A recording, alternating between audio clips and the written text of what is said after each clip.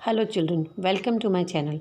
आज के वीडियो में हम देखेंगे class 10th first flight book का 7th chapter glimpses of India part 1 which is a baker from Goa written by Lucio Rodrigues. ये कोई स्टोरी नहीं है, ये ऑथर का रियल लाइफ अकाउंट है। What pictures comes to your mind when you think about your country? In which part of the country are you living, or have you visited some parts of country? Can you tell some famous visiting places? इस chapter में आप जान पाओगे कि Britishers, Dutch और French के अलावा Portuguese लोगों ने भी हमारे कंट्री के हिस्ट्री में बहुत बड़ा कंट्रीब्यूशन दिया है। Can you tell French and Dutch people were living in which part of our country? Can you tell from where does tea and coffee come from? Glimpses of India 3 pictorial description दिखाता है, जिनमें से first है एक personality, दूसरा एक place और तीसरा एक matter.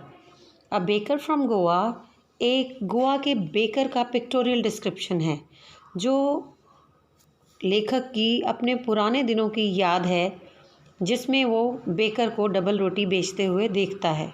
A baker from Goa उस समय की कहानी है जब गोवा पर पोर्चुगीज़ राज करते थे। वे बेकिंग के लिए बहुत ही फेमस थे। लेखक अपने बचपन के दिनों की मेमोरीज़ बताता है कि किस तरह से पोर्चुगीज़ के चले जाने के बाद भी बेकर्स उनकी सोसाइटी में अब भी इम्पॉर्टेंट हैं। इसके बाद राइटर के बुज़ुर्ग लोग अक्सर अपने पुराने दिनों के बारे में बड़ी खुशी से डिस्कशन करते हुए सुनाई देते हैं, अपने पुराने उन पोर्चुगीज़ डेज़ की, जब पोर्चुगीज़ लोग और उनके ब्रेड बहुत फेमस हुआ करते थे। भले ही उनको खाने वाले लोग अब ख़त्म हो गए हों, लेकिन बनाने वाले अभी भी वहाँ उनकी सोसाइटी में मौजूद हैं। सामान बनाने वाले और उन्हें सांचे में डालने वाले, पकाने वाले, भट्टी की फायर भी अभी तक वैसे ही जलती है और ट्रेडिशनल ब्रेड बनाने वालों के लट्ठों की थप थप, छन छन, ये सब आवाज़ें सुबह उन्हें उनके आने की इन्फॉर्मेशन देती थी। अब भी कई जगहों पर इनके आने की आवाज़ें सुनी जा सकती हैं। शायद उनके फादर जीवित नहीं हैं, किंतु जो बच्चे हैं वो अभी भी अपनी फैमिली के ट्रेडिशनल बिजनेस को आगे चला रहे हैं। ये ब्रेड बनाने वाले आज भी गोवा में पेडर कहे जाते हैं। गोवा में ऑथर कहते हैं, हमारे बचपन में ब्रेड बनाने वाले हमारे दोस्त, साथी और मार्गदर्शक होते थे। दिन में कम से कम 2 बार आया करते थे। एक बार सुबह जब वो अपनी बेत की टोकरी लेकर निकलता, और फिर दूसरी बार जब शाम को वो अपनी बड़ी सी टोकरी खाली करके घर वापस जाता। उसके लट्ठे की आवाज़ लेखक को उसकी नींद से जगा देती, और लेखक कहते हैं कि हम उनसे मिलने और उनको विश करने के लिए भागते, उनको वेलकम करते। क्या ऐसा वो ब्रेड के लिए करते थे?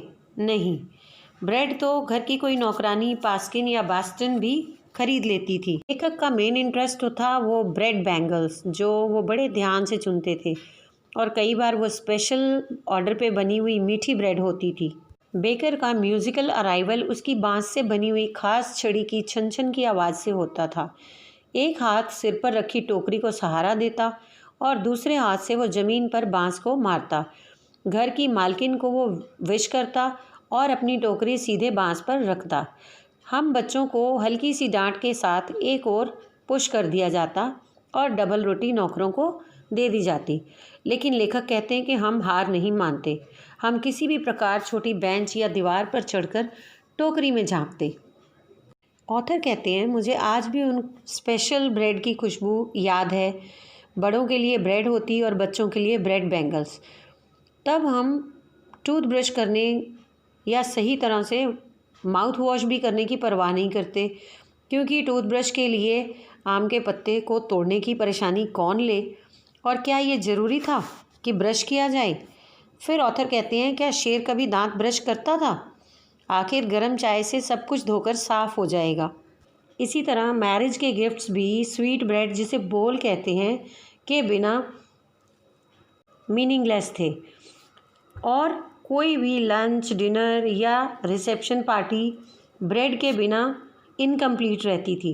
इतना कहना काफ़ी नहीं है ये बताने के लिए कि एक विलेज में ब्रेड मेकर जो है कितना इम्पोर्टेंट था, क्योंकि घर की लेडी को अपनी डॉटर की इंगेजमेंट के ओकेजन पर सैंडविच बनाने ज़रूरी होते थे। क्रिसमस और दूसरे फेस्टिवल्स पर भी केक बनाने ज़रूरी होते थे। इसी तरह किसी भी विलेज में बेकर की फर्नेस का होना बहुत ज़रूरी होता था। बेकर या ब्रेड सेलर की उन दिनों एक अजीब सी ड्रेस होती थी जिसे कबाई कहते थे। वो एक नी लेंथ तक लंबी सी फ्रॉक होती। अपने बचपन में हम बेकर को एक कमीज़ और एक ऐसी ही पैंट पहने हुए देखते थे जो निक्कर से बड़ी और पैंट से छोटी होती थी। यही सुनने को मिलता था कि वो एक पैडर जैसी ड्रेस पहने हुए है। ब्रेड बनाने वाला ज़्यादातर अपने बिल मंथ के एंड में कलेक्ट करता था। मंथ का हिसाब किसी दीवार पर पेंसिल से लिख दिया जाता था। पुराने दिनों में ब्रेड बनाना एक बहुत प्रॉफिटेबल बिजनेस था और ब्रेड बनाने वाले उसका परिवार कभी भूखा नहीं मरता था। उनके परिवार के नौकर भी हमेशा खुश और हेल्दी नज़र आते थे। उनका भरा हुआ शरीर इस बात का डायरेक्ट सर्टिफिकेट था कि वो बहुत अच्छा खाते हैं। आज भी किसी पर्सन को जैक फ्रूट जैसी फिज़ीक के साथ देखकर आसानी से उसकी कंपैरिजन ब्रेड मेकर से की जाती है। अब बात करते हैं वर्ड मीनिंग्स की। Jackfruit like appearance means plump physique, यानी गदराया हुआ शरीर। Pen portrait means describing in words. Reminiscing nostalgically means thinking fondly of the past. Loaves means large pieces of something like bread. Vanish means disappear. Molders means bread makers, जो dough बनाकर सांचे में डालता है. Furnace means fireplace used for cooking. Extinguish means put out fire, यानी आग बुझाना. Thud and jingle kinds of sounds. Heralding means announcing. Rebuke, a scolding. Fragrance, sweet smell. Testimony, statement about a character or quality. Jackfruit is a kind of fruit. तो बच्चों अब बात करते हैं important questions की. What are the elders in Goa nostalgic about? In Goa, elders are nostalgic about the good old Portuguese days, the Portuguese and their famous loaves of bread. Is bread making still popular in Goa? How do you know? Yes, bread making is still popular in Goa as the makers are still there. Their mixers, molders and those who bake the loaves, they still have the age-old time-tested furnaces which still have the fire. Is bread an important part of Goan life? How do you know this? Bread is an important part of Goan life. Marriage gifts are meaningless. Party or a feast loses its charm without bread. Sandwiches are important for daughter's engagement.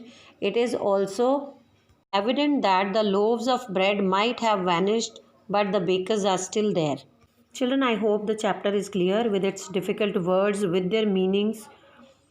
If you have queries, do write in the comment box.